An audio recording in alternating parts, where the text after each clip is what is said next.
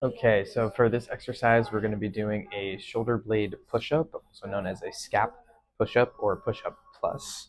We're not actually going to be doing a push-up. I do have another video where the arms are extended, but we're going to show you where you can do it more in a plank position where you're on your forearms. Sometimes this can be a little bit more helpful at learning how to actually move the shoulder blades so you're not accidentally using your elbows too much. So all you need is an elevated surface, whether that's a wall, a kitchen counter, a table, a dresser, something that's sturdy that's not going to fall over when you put your weight on it. Obviously, the higher up you are, the easier it's going to be. The closer you get to the ground, the more difficult it's going to be. So you can start on the wall and then work your way to a countertop, to maybe a coffee table or a chair, and then slowly work your way down to the floor.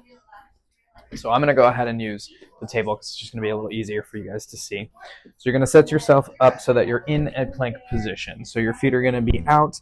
You can have your feet wide or narrow, depends on how much you want to use your core. Narrow is going to make your core work a little harder. Feet shoulder width apart is going to be a little easier on the core. You want your forearms shoulder width apart, so your elbows are directly underneath your shoulders, like so. You don't want to be so far back that your elbows are out in front of you, but you also don't want to be so close that your shoulders get too far in front of your elbows.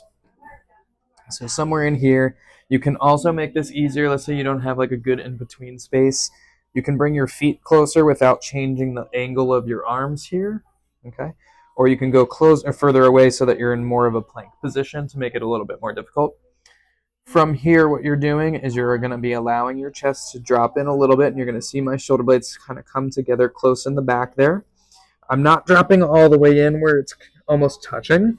Okay, we want to keep some activation on those shoulder blades. So you're just going to drop in a little bit, and then you're going to press your chest away from the table as far as you can, and then back to center.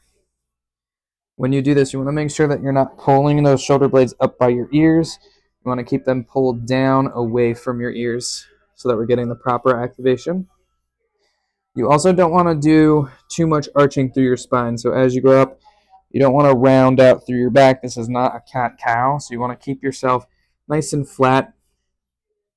Even if your feet are closer together, it's still the same motion.